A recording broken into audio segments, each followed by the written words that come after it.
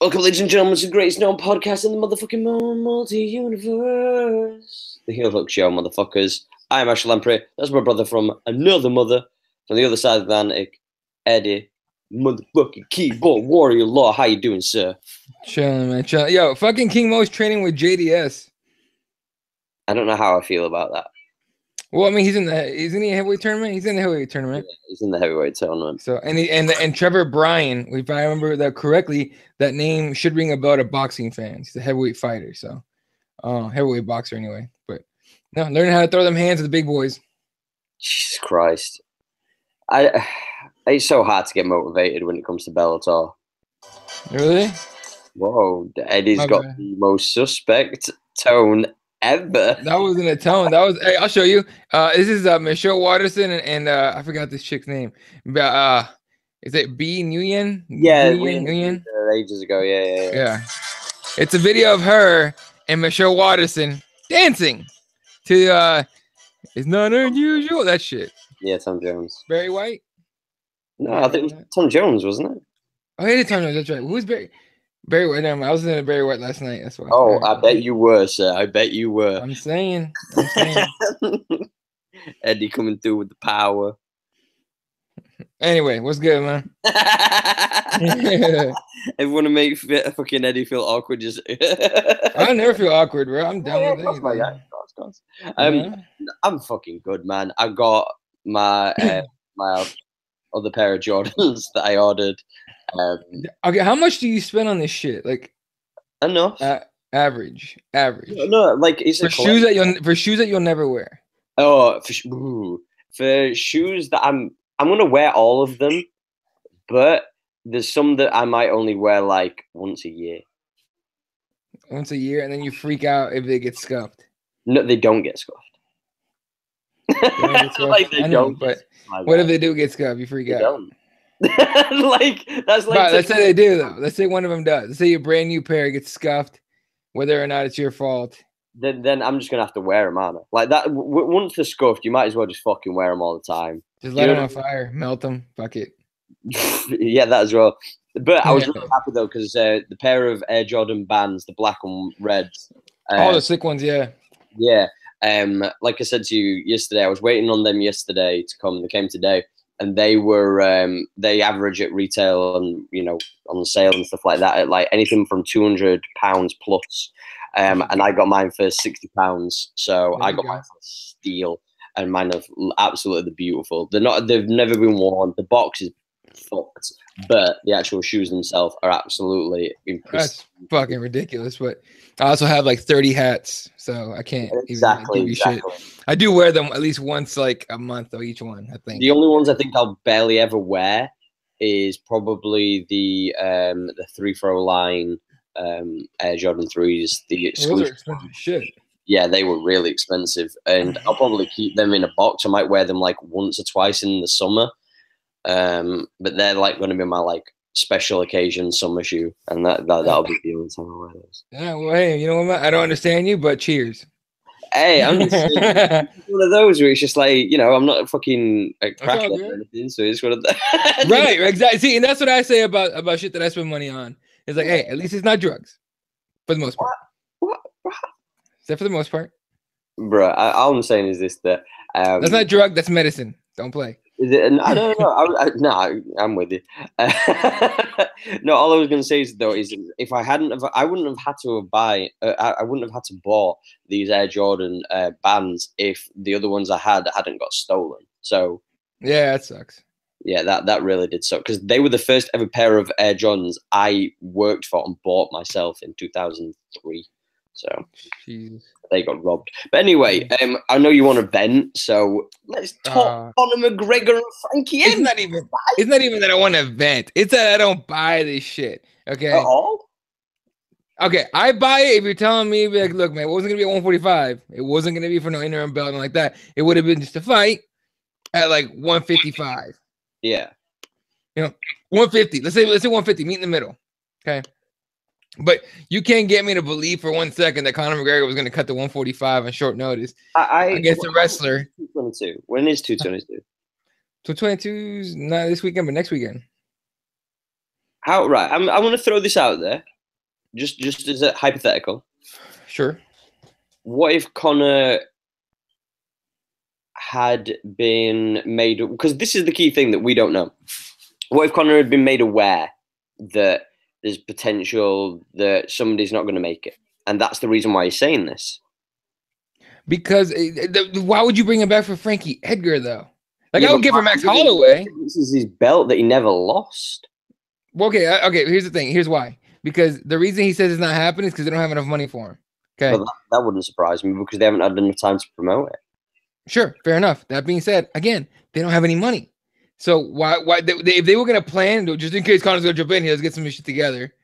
You know what I mean? Look, it's just too many reasons for why it wouldn't happen. Had it happened, I'd have been like, okay, yeah, fuck yeah, I want to see Frankie Edgar in there against Conor. You know what I mean? Everyone's been bitching about the fact that Chad Mendes got short notice, right? And that's why Conor beat him or whatever. He was in, and then he's a midget, right? Frankie Edgar is a high level wrestler, high output kind of fighter, huh? Also a midget if you're going by them standards. 100%. But Chad Mendes and Frankie Edgar aren't comparable, in my opinion. Oh, yeah, Chad Mendes. We saw that obviously but with that same thing said, is that fair to say though? Because we saw both of them fight. Granted, obviously Edgar got the nod with a vicious KO, by the way. Yeah, Mendes got caught. But with the same extent, we talk about, say, for example, Jose Aldo, one of the greatest 145ers, arguably the greatest 145er of all time. Right. And Chad Mendes had a better showing against him than Frankie Edgar did. Against who again? Against Jose Aldo. Yeah, look, man, but Jose Aldo has been the same. Yeah, but Jose... Yeah, exactly. He fought him first, though. He fought him first. Yeah. I don't know. But he wasn't the same for Frankie either. But it's just weird. I don't like that MMA match. That doesn't make any sense. I'm just posing. That doesn't make any sense. I don't know. That doesn't make sense because it's MMA math that we're talking about here. You know what I mean? It's the same people that say, well, RDA beat Nate and also the shit and blah blah blah. And he's starched Cowboy. It's MMA math doesn't make sense. Well, that's the same thing about you saying though that Frankie Edgar would pose more of a problem to Conor than Chad Mendes. Well, you didn't let me finish my point, bro. You started, you started making sure you were sitting nice and firm on the Conor nutsack. Make sure you had it right in place so you can spew out your face, like defending your guy who I didn't even shit on. No, I'm saying this. Last time when Mendes fought, what was it, 189? Mendes and Conor McGregor for the interim title, right? And I remember saying back then, I was like, look, Mendes is gonna get him issues, but I don't think he's gonna beat him. You tell me, thick, fat, you're not fat, but thick Chad Mendes gonna get down to weight and be good to go? Like, get out of here with that shit, right?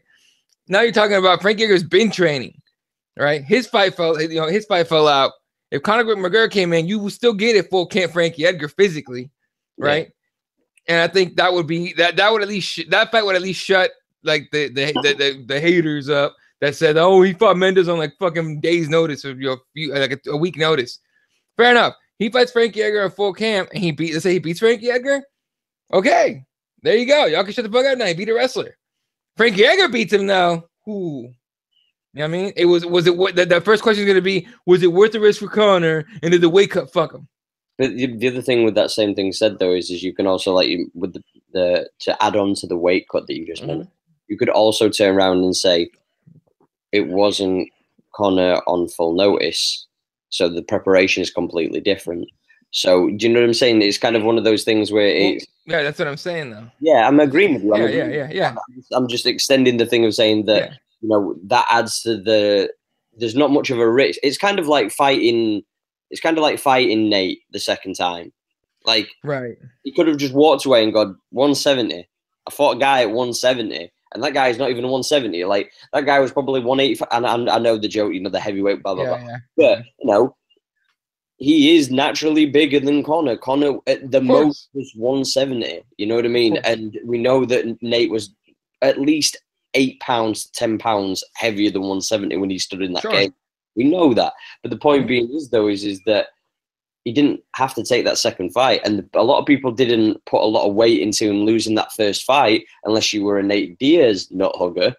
A lot of people didn't put a lot of weight into that fight because obviously it was against somebody who's fought at 170 numerous times. On 2 weeks' notice, in like 11 days' notice, though. You're talking about somebody who's fighting somebody who's been a 145er for the predominancy of the career.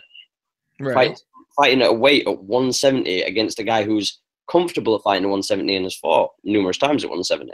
I'm not taking away from Nate Diaz's victory. What I'm saying to you is, though, is when you look at it from an outside perspective, the loss for Conor didn't mean as much as the win for Conor, because Conor going at 170 and winning, whether it's by points or not, he won the second fight and it was a redemption thing. He avenged a loss. Whereas the first fight, him losing, it doesn't mean much to him because it's like, I fought in a weight category I was never supposed to even fight. That's what my point is. Fair enough. And just to make sure we get everything clear, he got finished in that first one. He won by points barely in the second one. I wouldn't agree with barely, but I digress. That's a new opinion thing. Majority decision. We're going by the official majority decision means you barely did enough. And believe me, I actually the first 2 rounds you dropped your guy twice in each of the first. So what? Majority decision, bitch. You want to pick the points? You won by points. He had to win by points. You tell me they shouldn't have been 10-8 the first 2 rounds. I had to rewatch the fight. Get the fuck out of here, my guy. Hey, look, no, fair enough. Whatever, man. Regardless, he won by points. He had to. Yo, you're doing some shady shit right now. You're like, yeah, regardless anyway. Hey, so do Conor fans. Conor fans do the same shit. No, you know, and we joke around about the shit all the time. We joke around about the shit all the time. It's always fun. But look, man, if I mean, look, does it really matter if Conor was gonna come back? First of all, the biggest thing you could take away from him saying, "Oh, I was gonna come back with Frankie," is, "I'm gonna come back." That should be the biggest point of the whole thing. Is he said, "I'm going to come back." Cool. All right, let's see you come back. Who you going to take on? Now we're looking at timelines. You got Khabib and Tony coming up. If I'm Conor McGregor, do I train right now? Which apparently, according to Instagram, according to his fans, saying that, oh, he's training, he's doing McGregor fast and that sort of shit. Which is he's true. barely, which is true, yeah. I'm taking your word for it because I haven't looked. But he's working out. He's getting in shape, right? He's training. Exactly. So my thought process is this: he almost expects to have to fight Tony because he's thinking Khabib's not going to make the fight. Because Khabib, out of Tony and Khabib's the one that doesn't make fights. I agree with you on that. I 100% agree with you on that. I also, I'm 100% with you on that. But the additional thing to that is we know Conor's going to get stripped of the title. Right. So and just for we haven't seen it. And I know it's a TMZ thing, but it's everywhere. But it was video, so Dana said it. Dana said it, confirmed he's stripping him of the title. And in another article, I apologize, I don't remember where I saw it. He said that Conor understands. Yeah. Which you kind of like. That being said, please believe he's not dropping the champ thing ever. Oh, of course. And I wouldn't either if I was him. If I was him, I'd keep saying that shit. Anyway, but yeah. So yeah. So he's getting stripped. So what are you gonna go with? I was just gonna say, so like you totally tailcoating on what you just said though. If he's already going to be stripped and he doesn't believe that Khabib's going to make weight because he's said numerous times that he's not going to get ready for a fight against somebody that he doesn't believe is going to show up and doesn't deserve to because they never show up, then hey, it wouldn't hurt to be ready because let's be completely honest. Like, let's look at that division right now. I'm just going to pull up names that are because we know Dustin Poirier is not going to take that fight. I know he's in training camp already, but there's no way that he'd be ready enough to kind of.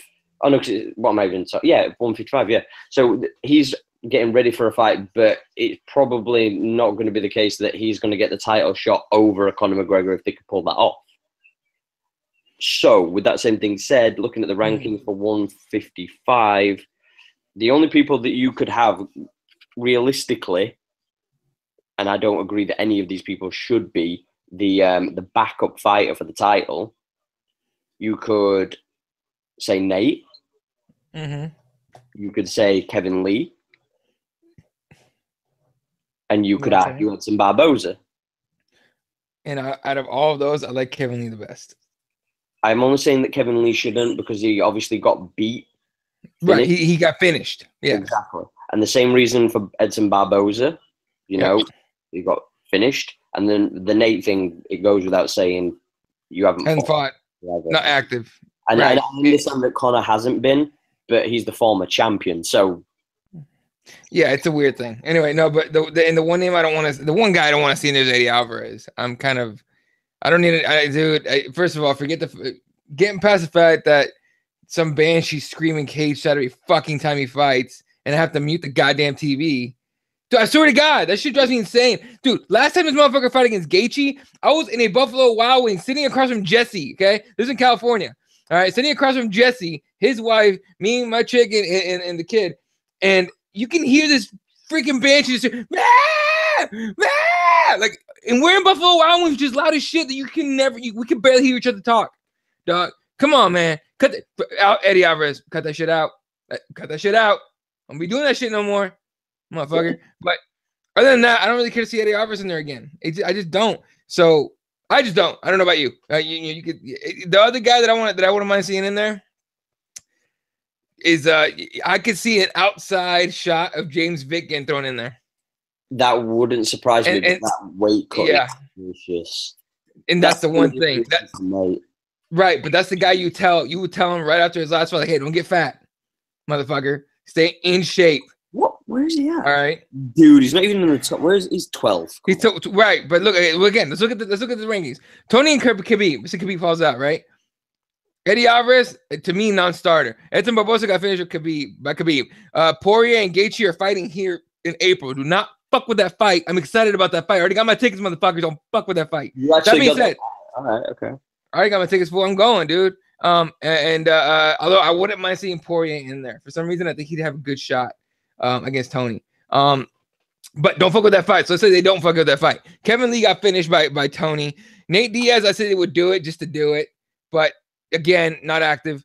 Michael Chiesa, didn't he have that issue with Tony too? Well, yeah. Well, it got beat by Kevin Lee though, didn't it? So right, you got to beat Kevin Lee. There you go. Ally Quinta, if that guy never talks again, I won't mind. Benito Darius just got beat, right? Yeah. Okay. Who's that leave? James Vick, Anthony Pettis, Trinaldo just lost. Evan Dunham, who no one even knows where he's been. So you're talking about James Vick and Anthony Pettis as availables, and somewhat makes sense. If I'm the UFC though, I try to pull Kevin Lee for the rematch, even if it doesn't make sense because he got finished. Or I try to pull Nate for the draw, whatever. But I wouldn't mind seeing James Vick in there. So, but with all that said, wouldn't you think that the UFC, if they're going to have a backup, it should be Conor. Pay-per-view, you're gonna go with Conor. You should go with Conor. If you already told him, if what he's doing right now is training for that, yeah. But if Khabib drops out 2 weeks out, and Conor's walking around at 169, 170. I'm gonna pose a thing, and this goes with the whole Mystic Mac thing, and you know what I mean. And sure. Hear me out when I say this. Sure. In Conor's mind, could you see him turning around and thinking, "I will be prepared for that date because that is the day they're gonna try and take my belt from me on that date. I want to be fight fit for that date because I don't believe that one of them is going to turn up." Because obviously we've seen numerous times, this is the 4th occasion that they're trying to make this fight happen over the past, 3 years they've been trying to make this fight happen? 4 years? Yeah, fucking like 4 years now. So with that same thing said, the ego of Conor is one of the main reasons I say this. Oh, sure. To be fight fit and be there, because he's going to be cage side regardless. He should be. He's fighting the winner. If he's not fighting Nate, he's fighting the winner of this fight. Exactly. So if you were fight fit ready and you were there, could you imagine and a lot of people don't like this, but it makes for great entertainment. Remember that key word, ladies and gentlemen, entertainment. Yeah. This is where I'm going with the premise of it all. Yeah. If Conor was fight fit ready and he was in there and he walks into the cage, nobody, Dana accidentally lets Conor in, all that kind of palaver. And he comes in and he stands in front of a blood-drawn covered Tony Ferguson or Khabib, whichever.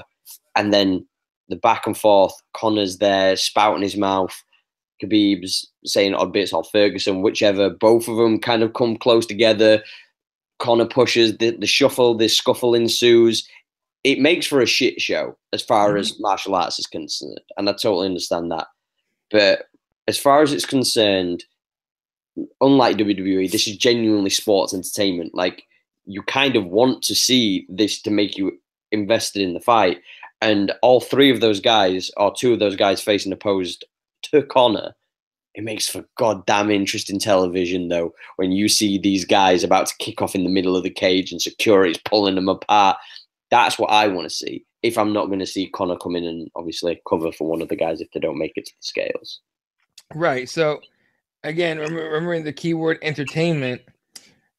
Here's something that I thought about. I've been thinking about for for a couple months now, and I didn't know how to word it. So I'm going to take a shot at it and see how stupid it does. How it sounds. It doesn't sound. Martial arts does not make money. This is why Jiu-Jitsu is just not starting up, and it won't get to the level of a UFC, for example, more than likely. You've never seen Taekwondo tournaments on ESPN. Maybe back in the day, but like nothing recently. It got to the point where we're only popular. They got to be in the Olympics. So. Exactly. Okay.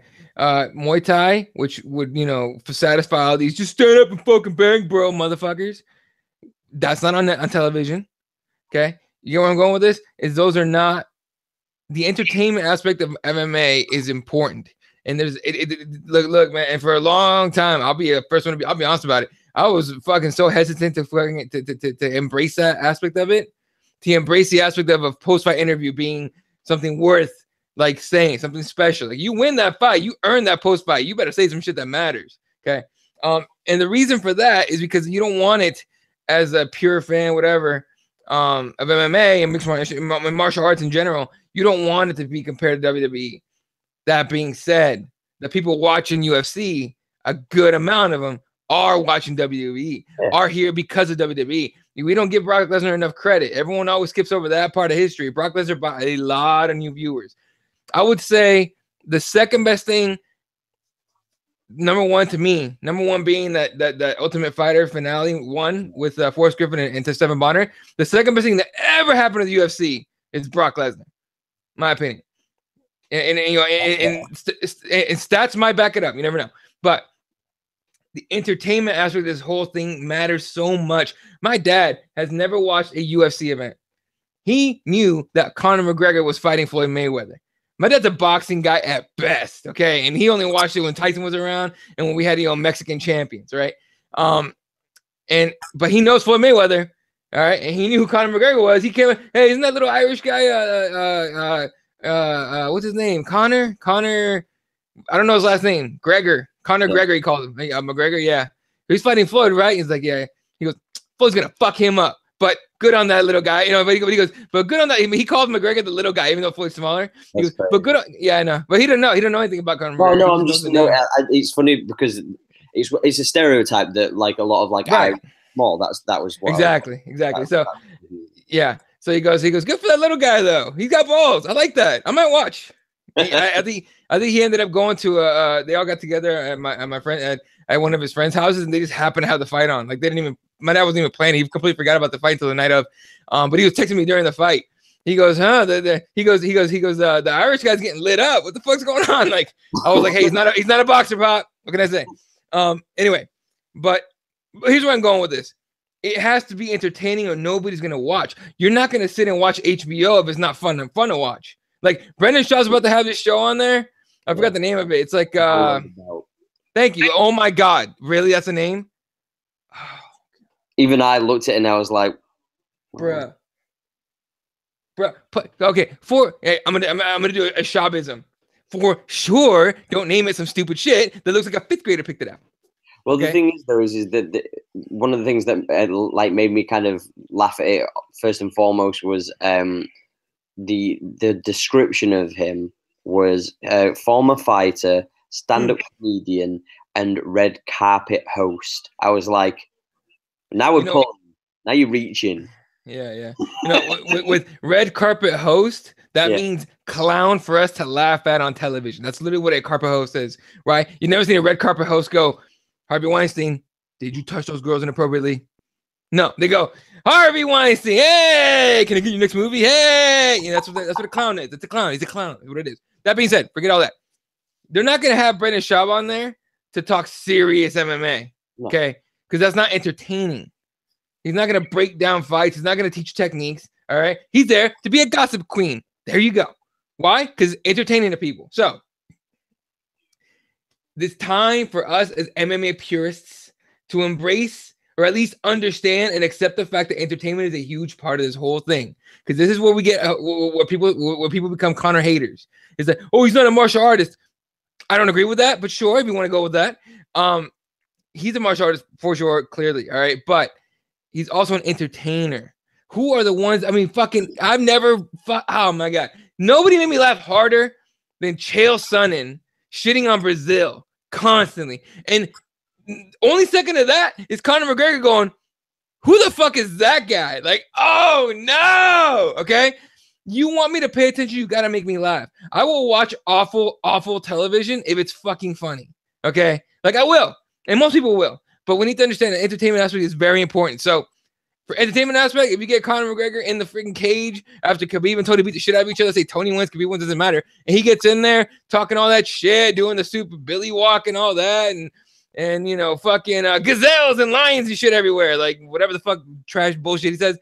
Yeah, I want to see that. Okay, yeah, I want to be entertained. I don't want to be look. Fucking everyone was talking about the what was the last main event that we watched? The last cowboy. Yeah, you hadn't seen. Some people called that boring. That's crazy. Not only that, a lot of people had a problem with like the sportsmanship of it. What does that tell you? Martial arts. Unfortunately, and I personally disagree with it, but I understand the concept of it. Is not entertaining to the masses, the ones that pay. The thing is that the main thing that my takeaway from what you just said is, and I agree with you. Let's be completely and utterly transparent here, yeah? Sure. When it comes to boxing, for example, the biggest heydays and the biggest, you know, times of boxing were always where there were larger than life characters. Fair to say? Sure. But that's what made it entertaining with these larger than life characters. You know, I'm not, when this is non-fighting style comparable, but the principle still remains. You look at Mike Tyson, John Jones is our Mike Tyson. Mm-hmm. You know what I mean? Like, you could turn around and say if you want to go for like talking and everything like that, Conor McGregor is our Ali. Do you know what I mean? Like, you go with all these kind of comparables and this, that, and the other, and you kind of look at these large than life figures and look at boxing now. Boxing, and I don't care what anybody says, I'll argue this to the death.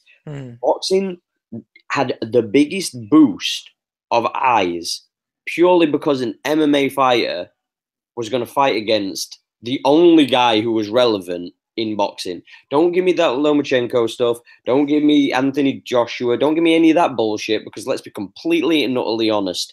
Those guys, great fighters, but nobody really gave a fuck. Like, nobody was going out of the way to talk about boxing. You know, Triple G, Canelo. I know a few people that spoke about them. Now I see fight fans. I remember on Twitter, prior to the Floyd Mayweather Conor fight, I remember same people who I still have now tweeting about boxing now, and I'd never seen them once tweeting about a Canelo fight, a Triple G fight, a Lomachenko fight, Anthony Joshua fight. None. Who's the other dude? I'm forgetting. Andre Ward. Like, there's all these dudes. Nobody tweeted about them. But now, because boxing's had that injection of life, everybody's talking about it. And now we're picking at stories because everyone wants to know, will Joshua be the greatest heavyweight boxer of all time? Do you know what I mean? Like, people want to know, is Floyd going to ever fight again? People want to know, like, who can win in that Triple G Canelo fight because the last one was iffy. Do you know what I mean? Like, there's all these different narratives now because there's been an injection of entertainment and interest. And that is where, when it comes to MMA, it's the same principle. You have to just take it for what it is and enjoy it. And fighting against it is ridiculous for the other reason, because if you want these guys to get paid, they have to be entertaining in and outside of the cage. Right. No, 100%. 100%. So it's and we need to all understand this shit, because people getting all pissy about it and getting stupid about it. It's like, you know, I understand MMA purists, right? I'm, you know, for the most part, I am an MMA purist. I like the martial arts aspect of it. I dislike throwing in, and I thought it was stupid too. Entertaining, but stupid. The whole throwing fucking monster cans at each other and shit at the press conference at 202. I mean, all that stuff to me was dumb, but entertaining, but it was dumb, right? But we need to at least understand it and accept the fact that if we want the sport to get bigger, We need to understand it's going to take a bit of that kind of shit to make it bigger. That being said, there's been a lot of people that are still trying to fucking, and I'm changing gears sort of right here. They're just trying to get that all that bullshit of Bellator's catching up to UFC shit going on again. Did you guys not watch Nelson versus Mitrione? Nelson versus Mitrione? Nelson versus Mitrione. I still haven't been able to. Oh, that's true. Don't bother. Okay. Heather Hardy. I heard that was trash. And by the way, she ain't got no ass. Fuck all you guys. I saw her creeping in the posts and creeping no booty. Likes. There ain't no booty in that chick. I'm sorry. I don't care. No cake. There ain't nothing. That being said, that fight, and I didn't watch it live. I ended up, I watched them on YouTube the next day. That fight might have been the worst fight I've ever seen. No. Dude, it was bad. Did you watch it? I saw clips of it. You need to watch the whole entirety. How, my guy? Oh, in like 3 more days. In 3 more years, it's fine. I'll watch it. Great. Hey, remember 3 years ago we were talking about how bad that fight was? You were right. This is the thing. Bellator's going to probably get bought out by fucking UFC before I get a chance to watch that fight. Dude, I'm just tired of all these people pushing it, and then everyone goes, "You're like a UFC only guy." No, I watch Bellator when I can, when I don't already know who won. I'll watch the replay once I know who won. If it was an entertaining fight, I watched the Hardy fight, the Hardy Julatown fight, out of curiosity how bad it really was, and holy shit, was it bad. But fuck, I watch LFA, I watch Titan FC if it's on. I'll watch all that shit, dude. I do not discriminate whatsoever in MMA. I go to local fights, bro. But to say Bellator's catching up to the UFC because they have Fedor, because look at the rest of the guys in their fucking tournament. What do they got? Sonnen, Mitrione, Fedor Mir, Bader, Mo. 4 UFC guys. Old ass UFC guys. Old ass, but UFC guys. To 2 guys that haven't been in the UFC. Come the fuck on. And let's be honest, the last time that one of them fought against somebody and then that person went to the UFC, they got finished by him badly in Bigfoot Silver. Badly. And that speaks volumes because, hey, Bigfoot Silver, my guy. What are you gonna do, man? Fought for the title twice, got beat both times. Just Jesus Christ, Bigfoot. Bigfoot needs to be examined, though. He's definitely one of those people. God, dude, behind. Such a good guy, but he's taking his beatings. He needs to stop fighting. The fact that they even gave him a fight against Rico Verhoeven in Glory Kickboxing is. I watched that fight with like literally like this, like oh god, and I was right. I should have watched it like that. I'm like, oh no, I was watching like this all the way through. Like, please don't die, please don't die, please don't die, please don't die. Anyway, but. The one thing I'll give Bellator is that they're basically copying the UFC except for the heavyweight thing, the tournament. I don't mind it. I think it's taking too goddamn long, but I think the Strikeforce one took just as long last time. So if I'm not mistaken, so I don't mind that. That being said, oh my god, am I glad Nelson didn't win, dude. Like Mitrione picked him apart on the feet, and the only chance that Nelson had in the 3rd round was to double leg him and get him in a crucifix. And then pepper him with tiny little shots. Honestly, like he was not gonna win the fight. Hey, and then he was pissed after when they announced Mitrione the winner. Like what? What? You lost rounds 1 and 2, dude. I think Mitrione's very underrated when it comes to his stand-up, though. He's my pick to win the whole goddamn thing with Sonnen number 2 because that would be hilarious if Chael Sonnen, if a blown up middleweight on testosterone and all the fucking supplements, and beats all your heavyweights, including Fedor, arguably the greatest of all time. If you believe that, that the Bellator will be a laughing stock if Shannon wins that shit. I don't give a fuck what anyone says. Wouldn't it be even more of a laughing stock if Fedor won it? Sort of, but you could sell that. Could you really? Dude, Scott Coker can sell that. Dude, you just gotta be like, oh, of course he won. He's the greatest heavyweight ever. He's still the king. He's still the emperor. I mean, he's still the last emperor. And all of us sit back here, hey, all of us, like MMA fans that have been watching this for a while, sit back like, or like, That's one of those things that's what I mean though. When you look at it and like from an outside perspective, if you didn't know anything about MMA, you'd be like, yeah, he's the greatest like greatest heavyweight ever. But then for anybody who's watched MMA all ever would kind of be like, hey, I saw you fight in Russia and you got lit up by that Brazilian cat. Like, you got lit up by oh fuck, I actually like this dude, good boxer. He's a light heavyweight, mind you. He's a 205er. He was just blown up for that one. Oh fuck! Stopped. I'm just saying. Dude, they let it go. Even the announcer, the Russian announcer, was like, what the hell is going on? By the way, best commentating ever, bar none. No one's ever been better. That guy was fucking I was dying laughing, dude. What the hell is going on? Fedor's almost out. Oh, the last emperor. Oh, he's not done again. Oh my God. They need to stop this fight right now. It was like watching WWE. It's like, they need to stop this fight right now. Oh, what the hell is going on? I die when he said, what the hell is going on? I'm like, bro. Hey, I was like, bro, Putin's behind you. Run. I just want to throw this out there. Eddie doesn't like Mario Ranallo, but yet he likes this guy. That guy was funny. Mario Ranallo is annoying. He has the exact same style, but he has an educated way of speaking and talking. This guy that Eddie's on about, straight booty cheeks. Don't give a fuck. No, he's not. Hater. Anyway, that guy's fucking gold. He was funny. All right. You know what? I'll give you this. Probably because it was the circumstance, because it was in Russia.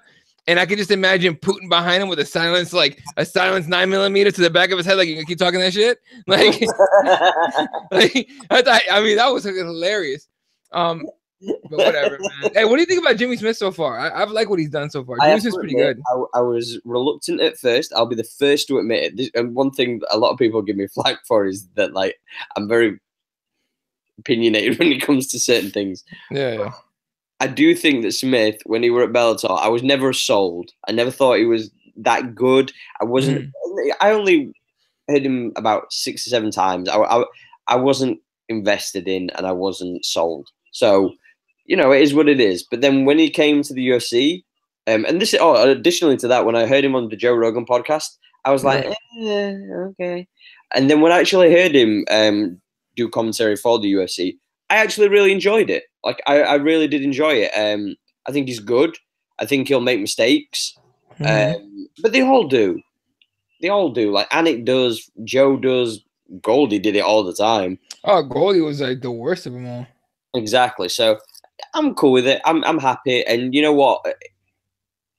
I don't want to see Joe go, but if he did, I think that I'd prefer him over like Stan, who was around, and DC. I prefer Smith and Anik together over a lot of people. Right. Yeah. Look, I like Smith the best. By the way, people need to cut it out with that bullshit of you need to get Rogan and Smith together. They're the same job. You can't have them together. I think it'd be cool for a 3, with them 2 and Anik. But yeah, yo, have you seen this shit? And I saw this post earlier, and it isn't MMA related at all, but it's kind of crazy. So this dude, okay, so it has to do with bowling and football. I'll tell you why. So this is former Dolphins offensive lineman Jonathan Martin. The shotgun. Did you see that shit? I saw the thing when you posted it on Twitter, my guy. Jeez. Yeah, isn't that fucking crazy? So it's a shotgun with a bunch of shells around it. He goes, when you're a bully victim and a coward, your options are suicide or revenge. And with the shotgun and hashtag Harvard Westlake, which is a private school in Los Angeles. And he's got Richie Incognito tagged on it. Mike Pouncey, who plays for the Dolphins, or Incognito used to play for the Dolphins. He's the one that he got into with the bullying shit back in his playing days. TJ Taylor and James Dunleavy, all players, and he tagged all of them in there. And it's like, okay, so he's gonna go after them, or is he going to that high school? Like, what's going on? That kid's going to high school. It's a I don't know if it's a high school. I know it's a private school, but they fucking clear that. Yeah, it is. It's his former high school, and they shut it down, and they actually just got him in custody like a little bit ago. Whoa. So they were like, yeah, fuck that shit. Guys, man, you Americans are fucking nuts. Like, absolutely nuts. Like, I saw the thing of like, we're on about like, oh, let's give teachers loads of guns. Like, dude, I'm like, what? Dude, the fucked up thing is my first people got mad for saying this, but I saw that everyone's been saying it, so you fuckers could eat a dick. I said, okay, wait a minute. You want to arm teachers and train them to use guns. Okay. You won't give them money for pencils or paper. You'll underfund them. You'll pay them like shit. But you're gonna work Glocks like guns and training in the budget. Yeah, okay. I'm sure you will. Yeah, all right. You're not doing that shit, idiots. Not to mention, a bunch of kids are gonna be super uneasy about their teacher having fucking guns. Okay. Hey, look. Hey, I'm just throwing it out there, and y'all can say who's putting the race card. I don't give a fuck. When I was in fucking school, all right, mind you, I'm from a different country. I came over here. I had a bunch of white teachers. All right, and I know 3 of them in different grades, not the same grade. It wasn't the same year or anything, but different grades. 3 of them had pretty racist fucking views. Okay, and they let them be known. And they were reported, and the school didn't do shit about any of them. Okay, you want to give those motherfuckers guns? I'd be nervous as fuck. God damn. You know what I mean? And right, but that's just like a little aspect of it. No matter what the race is, let's put that out for sure. I don't want to give any teachers guns, but would you trust a substitute? You know, when you have, I don't know if it's a thing in the States, but you know when you have like a substitute teacher, do you like you guys like act a fool? Yeah. Like push the boundaries, see how far you can. Fuck yeah. Imagine pushing like one of these fucking birds and she starts cracking and she's God. Dude, I had one of my teachers in 4th grade pick up so back then they had those big ass Mac computer monitors, those heavy ones. She picked it up over her head. I didn't know she could lift this much. She picked it up and threw it across the room. You little motherfucker, shut the fuck up. And it's like the whitest lady, nicest white lady ever. And we're all sitting there going like, holy shit, we've done it now. No, I'm 100% with you. I remember being kicked out of one of my classes in high school. I didn't, honestly, hand on my heart, full disclaimer, I did nothing wrong. I was part of a lesson that I dropped the subject of. I had to stay in the class because obviously there was nowhere for me to go. So I had my headphones in. It was a IT program. So I'm in there and I'm just listening to music on my headphones. That's all I'm doing. I'm not talking to anybody. I'm not doing anything. Somebody was trying to talk to me, one of the classmates, and I wasn't saying shit. I had my headphones in, looking forward. Anyway, long story short, the teacher tried to like get me to go out. I said, until you tell me what I've done wrong, like I've actually done, I'm not going anywhere. So there was like, you're going out. Big guy, he was like, I think he was about like 6'2", and I were about 5'9", 5'8" at the time. And he's like, you're going out. I'm like, I'm not going anywhere. So then he turns around and he puts his hand on my arm and he grabs hold of my arm and he digs his fingers. You know, like in between like your bone and your muscle? Yeah. He digs his fingers into my arm.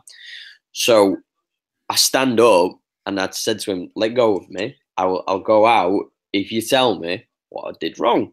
Yeah. And he shook my arm and he gripped it tight and I was like, just let go of my arm. I'm asking you politely. Now what I've done wrong and I'll go out. And then he grabs me by my other arm and does the exact same thing. So I just said to him, look, last time, just let go of me, tell me what I've done wrong, and I'll leave. And he grabbed my arms tighter, shook me, and he went, you're going outside now. So I grabbed him from the unders of his arm, like over and under, and I just turned him and I threw him. And where the side was for the desk and the TV monitors for the computers, his hip hit against that as I turned him, and the side was onto the TV, into the screens and everything like that. And I fucking threw him against the fucking wall. But the point being is I don't do that if he's got a fucking gun on him, though, my guy.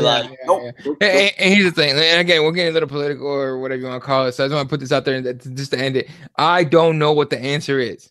Take all the guns off of everybody and make them fucking do tests. If you're a nut job or you're not capable of fucking, make the checks harder. That's the easiest thing. Look, we've had I think it was in the past year, we've had 8 gun crimes in the UK. Mm-hmm. In the past year. You've had them in the first month. Mm. And that's only ones that are documented, like big eventful ones. We've had 8 in the past year, period. Like, that's it. And I know that you could say, well, it's 50 times bigger, bro. Okay, fair enough. Times that 8 by 50, and I'm betting you we still have less crimes than you do. Yeah, dude. I don't know. Welcome to Trigger, ladies and gentlemen. My name is Eddie Law. Let's go. We're gonna get into MMA, but it's like end of the day, man, it's fucked up, and no one's ever gonna agree on the answers. We're gonna drag our feet, not doing shit. So don't expect anything to change. Not even teachers getting guns. Believe me, nothing's gonna change. God damn you Americans! Right, let's go into some of the fun fights anyway on this UFC Orlando card. There's a few fights that, there's not many in my opinion, but. Do you know? I know it doesn't matter. His fight doesn't honestly like matter for like the grand scheme of things. But I know Alex Perez missed weight. Do you know if he made weight after all? Hold on 1 second. I don't believe. I don't think he looked really bad at the weigh-ins. Like he looked fucking awful, and he still missed it by like a pound. I think by like half pound or a pound. Where are the fucking weigh-in? Oh, there it is. Here it is. I'll pull it up. He is no longer on the card. Oh, there he is. No, he missed weight. He came at he missed weight by half a pound. 126 and a half. That's some bullshit. You would think you take a shit and you can make that weight. What the fuck? I'd just go for a big hard push and just hope. Yeah, pretty much. All right, so let's look at the main card here. Starting off with the main event, Josh Emmett against Jamie Stephens. Josh Emmett jumped everybody in the fucking rankings when he knocked out Ricardo Lamas with a left hook.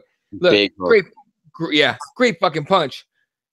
How do you jump everybody and go to number 4, number 5? Yeah, what was Ricardo though? Wasn't he? He was like 4 or 5. Yeah, so exactly. So if you, but he went from. Don't you think that ranking? You should go to that ranking. Then let's do it for everybody then. No, but he was unranked as fuck though. Like unranked as fuck. I thought he was in like the top 15, but no. I don't think. Well, I don't think so. Yeah, I don't put like much weight into the rankings anyway. But like, I also don't pay enough attention to him to know what he was ranked before. The same guy who doesn't give that much weight to the rankings cares that this guy's jumped up to 5th. I just think it's interesting. I think it's interesting how the people that vote rankings vote. I like Jeremy Stephens in this one. I do too. So yeah.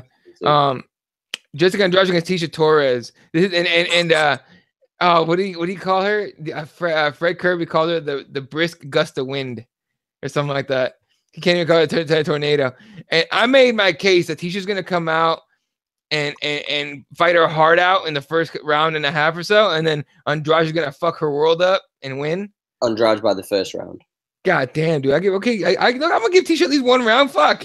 All right, Jessica Andrade turned into a fucking whirlpool of her blood, mate. That's what she's. Jessica Andrade, whatever. Andrade 2nd round TKO for me.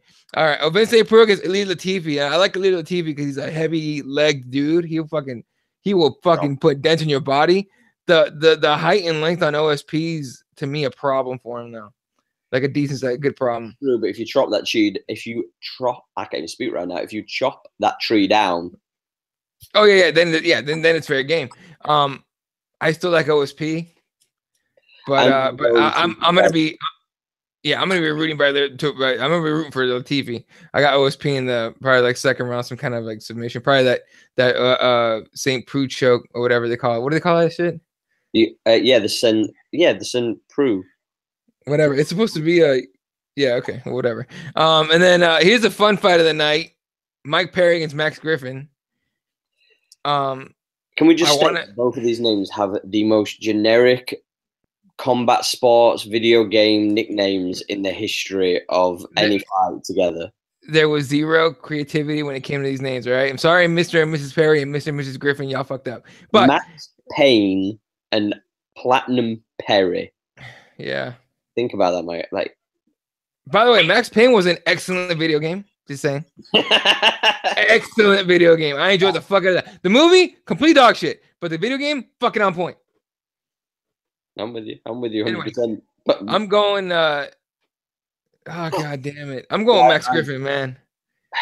I don't like Mike Perry at all. And that's honestly, look, Mike Perry's got a real good chance to win this fight. I'm pulling and I'm picking Max Griffin because I can't stand Mike Perry. I'm gonna go with Perry just on home field advantage. Fair enough, man. He's at home, but it's also you can take more risks. And then as far as like fights that matter, it's like that's kind of it. Henan Barral against Brian Keller is on there. I'm kind of done with Barral. Sarah McMahon against Mary Renaud. That's a good fight at bantamweight, actually. Sure. I like McMahon's ability to put on pressure though, so I think she's gonna take that. But Angela Hill against Marina Moroz. I like Angela Hill. I think she's fucking funny. I think she's great. Man. I'm kind of done with this, like the fans trying to push her though, because she's a great personality. Not the best fighter on the ground. Oh, especially not on the ground. Oh my God, not on the ground. But not a mixed martial art.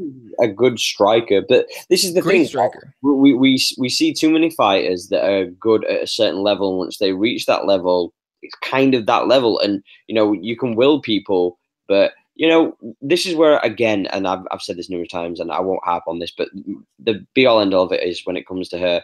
I personally feel that like when you look at the Fight Pass and you go, right, what can we do? Why don't we have Angela Hill and like DJ like having like a gaming TV show, like a combat sports TV show, like that should be a thing. There should be a thing. Both of them got personalities. Why are we not trying to like find people who can talk about fighting and also be entertaining and have personalities? But anyway, that's another story. So Killer B versus Ellen Joban. I'm done with Killer B. I like Killer B. Done with Joban. No, sorry, not Joban. Saunders. Oh, right, you're done with Saunders too. I'm done with both of them, my guy. Honestly. I like Joban, but if he loses another fight, he's probably done. But he's like 35, isn't he? 35. Joban? No, he's younger. Yeah. He's 35? 36. God damn, I don't know he's that old. He looks like a fucking 20-year-old. Yeah, that's the fucked up thing. That's that model. You're younger than him when we look old as shit. Yeah, that's those model genes, bro. And in the Fight Pass undercard, how the mighty, not even mighty, how the used to be entertaining have fallen. Sam Alvey against Marcin Prochnio, however you say that. Yeah. I'm done with Sam Alvey too. Honey Yaya's down here. What the fuck? Honey Yaya's a fucking high level. He's a high level jiu-jitsu fighter, but yeah, that's the thing. Russell Doan, Eric Shelton against Eric Shelton sounds like a country singer. Against Alex Perez, who missed weight, and then Albert Morales against Manny Bermudez. God, yeah, look, man, it's a fun little free card. All I'm gonna say as well though is tomorrow Paddy Pimblett will be fighting against Alexis and Davis. And Molly's fighting. McCann is fighting for the inaugural flyweight. Let's go Molly. I really hope Molly. Fucking big things, man. Team Meatball. That's such a weird name as well, right? I know it is. I know, but you know what? That's why I became a fan of hers. Because her nickname was Meatball, and I'm like, no one picks that nickname. I like her. Let's go there. Like, and then so that's this weekend, right? Yeah, I was gonna say shout out to Brad Wharton, who's gonna be covering that. Our boy, he'll be on there, so make sure you check that out. That's also on the Fight Pass of the main card. It's also on BT Sports if you're in the United Kingdom as well. There you go. And then so that's this weekend. Next weekend we get Chris Cyborg against who for the title? Who the fuck is that? Edgar. Yeah, who the fuck? Frankie Edgar against Brian Ortega. Sean O'Malley against Andre Sukhamthat. How do you say his last name? Sukhamthat. There you go. And then Stephen Stripp against Andre Arlovsky. Ken Zingano against Kelton Vieira. But the one thing to watch in that to me is Ashley Yoder against Mackenzie Dern with her fine ass. Eddie, your table just rose by 1.5 inches. More than that. But still, she is going to be fighting. I'm watching that. But I'm not paying fucking money for this pay-per-view, dude. Come on, fuck on. Yeah, I'm not watching Caraway. Brian Caraway's fighting. What the fuck? Cody Stanman. And that's a really interesting fight as well because he's ranked 7th and Cody's ranked nothing. Like he is. That's craziness. All right. Well, hey, look, fights to watch on that card. Brian Ortega against Frankie Edgar is going to be fire. And to me, Yoder Dern. But other than that, I mean, are we not expecting an execution for the main event? I hope that fucking Cyborg gets chinned. I hope so too. It's not going to happen. I saw somebody post. I think it were Justin Golightly who posted that UFC apparently are on about doing a card in UFC Dublin at the back end of the year, and they should do a 165 belt for Conor versus Nate, like the inaugural division. You know, like whoever. Who said that? Justin Golightly. It's Secret Moves. Oh yeah, Secret Moves. Yeah. Okay. So I found it kind of humorous because I was thinking to myself, if they did, this is purely just humorous, so chill out, guys, if anybody's going to take me deadly serious here. But if they did make that belt, would that belt probably be still more legit than the 145 belt? Whoa, why? because that 145 belt. No, I'm talking about the women's 145 division. Yeah. You know why? You know why? There will be fighters in the division. That's why. Not just, you know, I'll tell you what. When's the last time you saw a main event title fight on UFC.com on the fight card page have the champion and then the challenger be all black? You don't even have a picture of her. What's really bad about that also is that the fact that I keep on seeing the advert where they're talking about she's the Invicta bantamweight champion. I'm like, for sure, stop saying that. Yeah, that sure. Doesn't make me feel with confidence. Yeah, dude, fucking it's gonna be a disaster. Now, enjoy this weekend, ladies and gentlemen, because next weekend is gonna be a clown show, and then who fucking knows, man, with all these injuries and shit, and I don't know, whatever. But on that note, guys, we're going to roll out. So just want to give a shout out to the sponsor, Starting Off with Reception.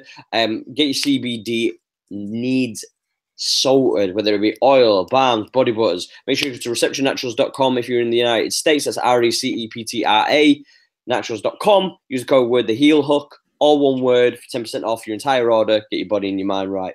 Additional to that, make sure that you check out Bain, that's BAIN store.com.